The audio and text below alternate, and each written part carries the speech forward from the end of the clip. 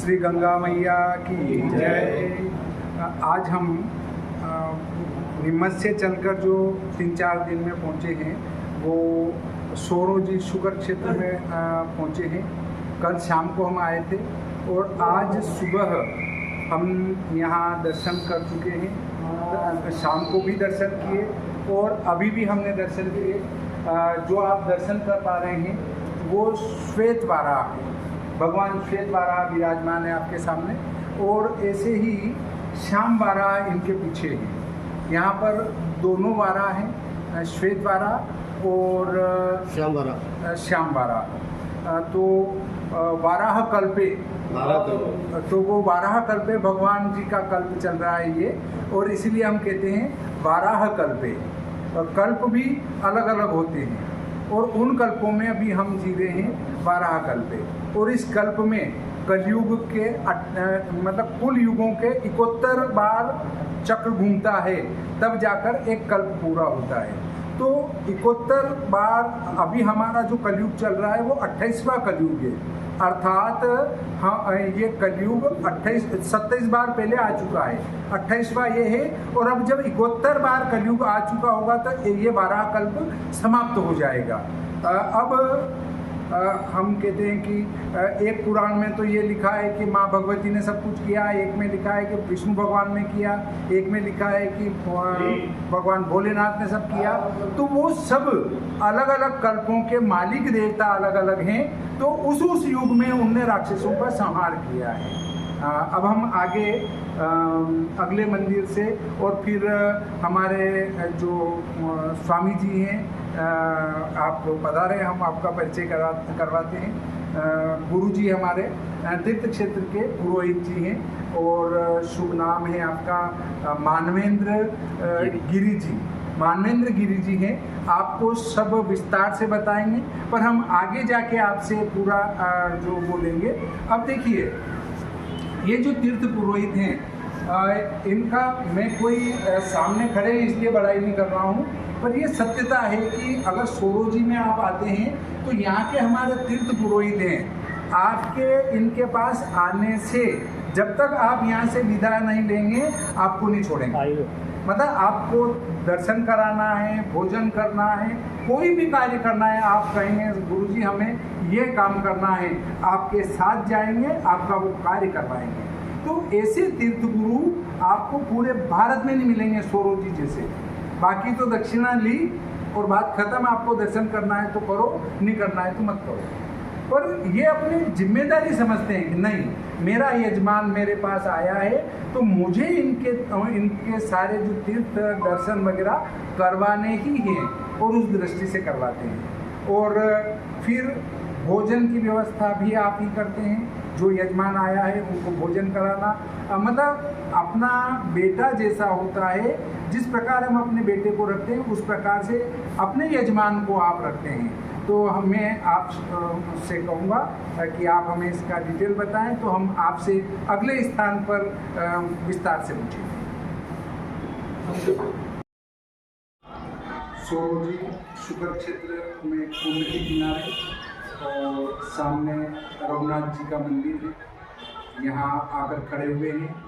इससे पूर्व का भाग हमने बनाया था श्वेत वाराह भगवान के वहाँ पर।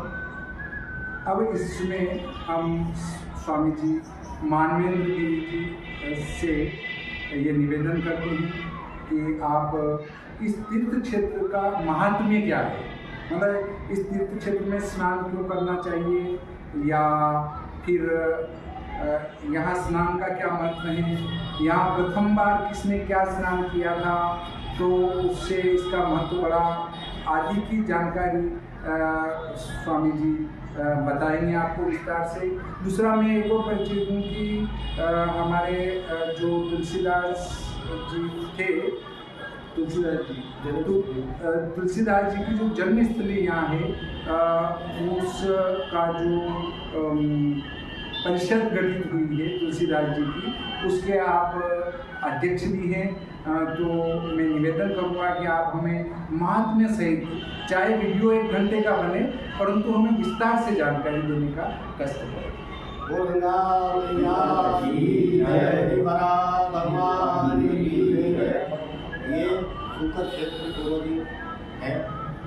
भगवान महाराज का जन्म स्थान है। भगवान महाराज ब्रह्मा जी की नगरी में थे, उस घर में उनका मृत्यु हुआ है। उन्होंने ये तीर्थ खोला है, तो जौन सा तीर्थ बड़ा होगा रात का वही करूँगा। और आकाश मंडल से तीर्थों को तोड़ा है चारों तरफ से। फिर इस सुंदर क्षेत्र में देखा आकर, तो इसका ये जब प्रताप था कि कोई भी काला पक्षी इस कुंड से अंदर से निकल जाता था, वो सफेद हो जाता था। भगवान ने फिर सुदर्शन चक्र को आदेश दिया कि जहाँ भी मेरा ये चक्र गिरेगा यहाँ से का बंद नहीं करेगा। तो भगवान ने चक्र फेंका, चक्र सुंदर क्षेत्र में गिर गया। प्रयास का वध किया यहाँ पे भगवान महाराज।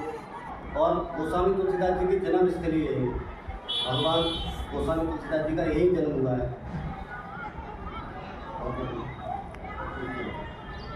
अब यहाँ स्नान करने का क्या महत्व है, मतलब स्नान क्यों करना चाहिए? ये जो आप लोग देख रहे हैं, ये आदि गंगा है। यहाँ अपने परिवार से अस्थियाँ लेकर जो यहाँ आते हैं, मध्य प्रदेश से, राजस्थान से, गुजरात से, जो भी यहाँ अपने पूर्वजों की अस्थियाँ लेके आते हैं, यहाँ 72 घंटे में विलीन हो जाती है, यानी कि भगवान में विलीन हो जाती है। 72 घंटे में जल हो जाती है। इसका यह महत्व है। यहाँ अन्य तीर्थों में जो 60,000 वर्ष फल प्राप्त होता है, या सुपर क्षेत्र में आदि पहर में प्राप्त हो जाता है मात्र 1.5 घंटे। देखिए, आदरणीय पूज्य स्वामी जी ने बताया कि जो अस्थियाँ हम यहाँ लाते हैं वो 72 घंटे में गल जाती है, मतलब कुछ भी नहीं बचता है। और ऐसा विश्व में कोई स्थान नहीं है जहाँ अस्थि डाले और वो गल जाए। ये प्रथम स्थान है जहाँ पर अस्थियाँ गल जाती है। और दूसरा 36,000 वर्ष तक 60,000 वर्ष तक अन्य स्थानों पर तपस्या करने से जो फल मिलता है वही यहाँ पर आधे प्रहर तपस्या करने से मिल जाता है। और प्रहर कितना होता है? एक दिन के 4 भाग करो, 4 भाग करने के बाद फिर उस चौथे भाग का आधा करो, मतलब 12 घंटे का अगर दिन है तो 3 घंटे का एक प्रहर हुआ, और फिर उसका आधा करो तो 1.5 घंटा होता है। अर्थात अन्य तीर्थों में 60,000 वर्ष तपस्या करो और यहाँ पर मात्र 1.5 घंटा तपस्या कर लो तो वही फल मिलेगा जो 60,000 वर्ष अन्य स्थानों पर तपस्या करने से मिलता है। और दूसरा मैं ये पूछना चाहता हूँ कि क्या ये जल यहीं प्रकट हुआ या इसके प्रकट होने का कोई महत्व है? क्या था, ये तालाब टाइप में था। भगवान महाराज के जमाने में तालाब था, लेकिन विशेषता थी भूमि की तब के बाद कारण से। तब के कारण से भगवान महाराज ने इसको अपने नाम से प्रकट किया है, गंगा को आमंत्रित किया है यहाँ पे। तब हेड़ा पृथ्वी सामने समाये है। यहाँ पर गंगा माता स्वतः प्रकट हुई है, आई नहीं है।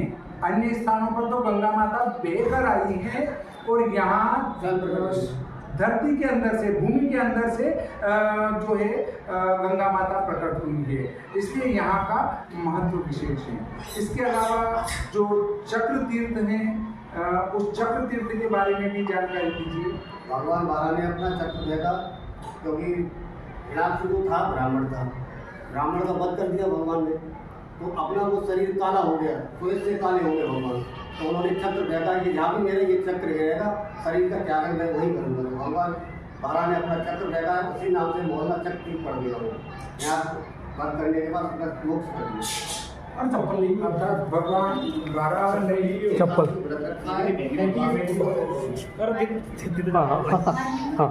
भगवान बारह ने अपना अवतरण का जो लीला समापन का कार्य किया वो इसी क्षेत्र में आकर किया है। यही अपनी लीला को समाप्त किया है। उन्होंने चक्र फेंका कि जहाँ ये चक्र जाके गिरेगा मैं अपने शरीर का त्याग वहीं करूँगा। तो यहाँ उन्होंने अपने शरीर का त्याग किया था। इसके अलावा मैं ये पूछना चाहता हूँ कि आदरणीय गुरु जी, ये जो अन्य यहाँ मूर्तियाँ बैठी हुई है छोटे छोटे कुंड के किनारे, मतलब एक चबूतरे टाइप गुफा में छोटे देवता बिठाए, वो कौन है? यहाँ जो भी छतरियाँ बनी हुई नजर आ रही हैं, ये राजा मानसिंह ने अपना स्वयं मजदूरी करके बनाई है। क्योंकि मानसिंह राजा यहाँ आए थे उस समय भी तालाब टाइप में था, कोई घाट वगैरह नहीं था यहाँ पे, तो उन्होंने नमस्कार कर दिया कि इसको उनका नहीं नहाएंगे, ये हमको अच्छा नहीं लगता। फिर यहाँ से जयपुर चले गए, कुछ लोग चालू हो गए, जब वैद्य और हकीमों ने मना कर दिया कि आप किसी और को दिखाओ, तो गंगा स्नान करने आए वो, और कुछ लोग ठीक हो गया, फिर उसने स्वयं हाथ में छतरी बनती है। ये जो छतरियाँ वगैरह बनी हुई है राजा मान सिंह जी के द्वारा यहाँ बनाई गई है। और बाकी और तो कोई यहाँ का अन्य कोई जो महत्व हो जो मैं आपसे नहीं पूछ पाया हूँ तो उसको बताया। देखिए एक स्थान यहाँ ऐसा भी है कि जहाँ वो डाली हिलाने के बाद हम जाते हैं गरुड़ गंगोज किया जाता है, तो वो देवता भी उनके शरीर में प्रवेश करते हैं, तो उसके बारे में जानकारी। बड़ा भैरव जी तो काफी है, उनका छोटा पुत्र यहाँ तारा भैरव नाम से है, इमली की दाढ़ी है, उनको हलाओ, उनको नौता लगता है, जब तक नौता नहीं लगाओगे आपके यहाँ नहीं बता रहेंगे, ये विशेषता है गंगा जी का वासी भैरव है। यहाँ जो कारा जी हैं मतलब जो काशी जी में बेरू जी हैं उनका छोटा रूप यहाँ पर है। अगर आप यहाँ सोरो जी में तीर्थ करने आते हैं और वो जहाँ बैठे हैं वहाँ इमली की डाली हिलाते हैं तो ही आपके गंगोज में अधिक से अधिक देवता आएंगे और आपको आशीर्वाद भी प्रदान करेंगे। इसके अलावा सूर्यकुंड चंद्रकुंड के बारे में भी यहाँ पूरे भारतवर्ष में 4 मठ है। सिद्धवट तो उज्जैन में है, बंसीवट मथुरा है, अक्षरवट इलाहाबाद है और बृहदवट सोरोजी है। यहाँ पश्चिमी तट पे है और यहाँ सूर्यकुंड है। सूर्यकुंड की स्थापना है यहाँ भगवान गीता का उपदेश तो भगवान ने पहले ही दे चुके हैं। हमारा भगवान ने सबसे पहले सूर्य को गीता सुनाई है, उसके बाद अर्जुन को सुनाई है भगवान कृष्ण ने। वो सूर्यकुंड यहाँ मौजूद है। यहीं से यमुना और यम की पुत्री की प्राप्ति यहीं से हुई है। जो यमुना माता के हम दर्शन करने जाते हैं तो यमुना जी का जो प्राकट्य है जन्म है ये कह सकते हैं कि यहाँ सोरो जी से हुआ है और निकली वो वहाँ से है, तो ये इसका महात्म्य है। दूसरा अगर आप सोरो जी तीर्थ क्षेत्र में आते हैं तो आपके पुरखे भी यहाँ आए होंगे, तो आपके पास सारे सभी का लेख विद्यमान है।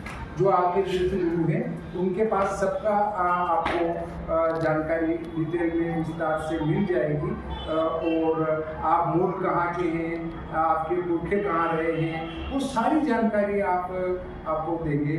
और इसी का प्रमाण है कि वास्तव में जो दूसरे अन्य आपके घर पे कोई भी आके कुछ कहते हैं उसकी बजाय आप हमारे पूर्व के समय से जो कह सकते हैं कि हमारे पुरखों के समय से ही हमारे तीर्थ गुरु के आदि हैं। और एक बात और बता दूं मैं कि वर्तमान समय में तो हम वाहन आदि होने से कहीं भी चले जाते हैं, मान लो हरिद्वार चले जाते हैं, ब्रह्मकपाल चले जाते हैं, पर पूर्व समय में जब वाहन नहीं हुआ करते थे और पैदल ही जाते थे तो वे सभी अपने पुरखों को पिंडदान करने के लिए सोरो जी ही आया करते थे। पर आजकल क्या फैशन का युग चल गया है तो वो सब हरिद्वार जाने लगे हैं, परंतु हरिद्वार से भी ज़्यादा या ये कह सकते हैं कि अन्य स्थानों की बजाय भी अधिक महत्व इस सोरो जी तीर्थ क्षेत्र का है।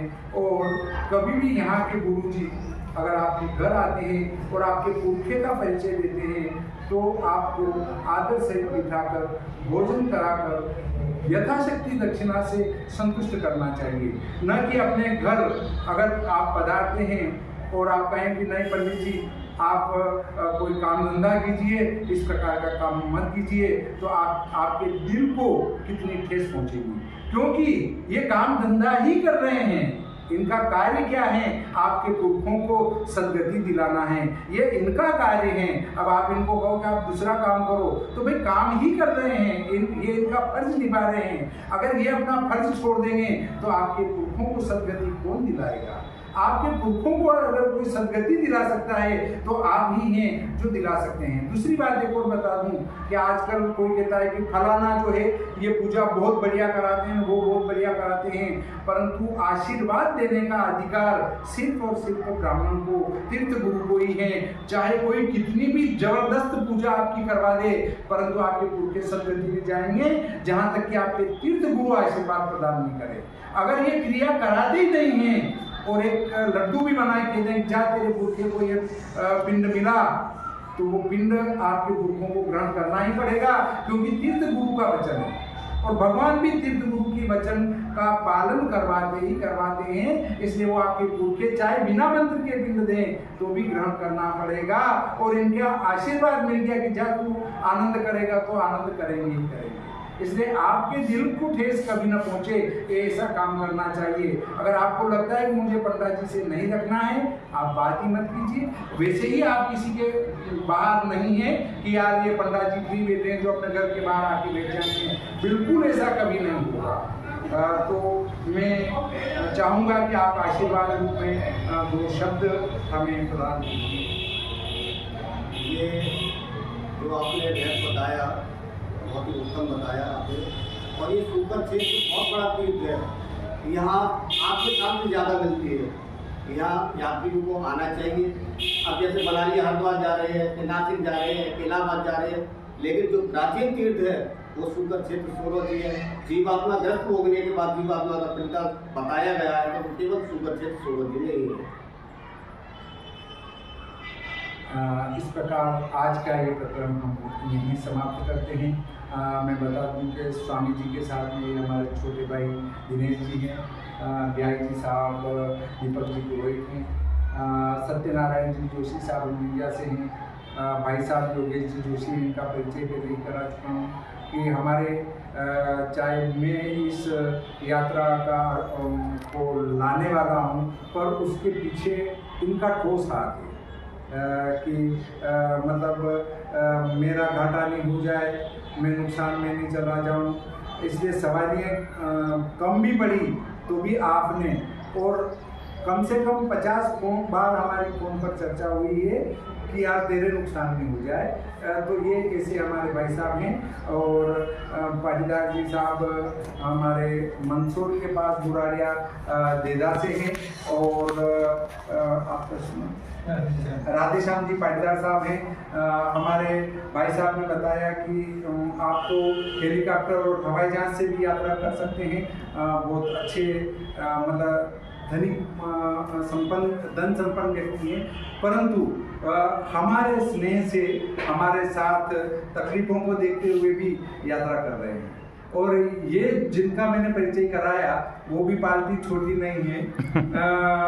इनके ऑलरेडी 10-15 बसें तो गाड़ियाँ तो चलती है 4 व्हीलर, और फिर भी आप का विचार था कि यार मैं भागीरथ के साथ ही यात्रा करूं तो अच्छा रहेगा।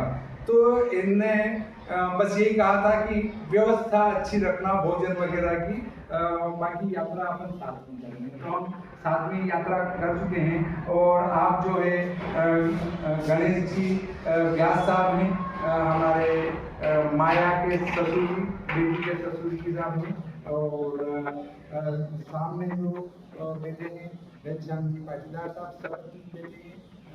ये भाग के नीचे हैं नीमच से।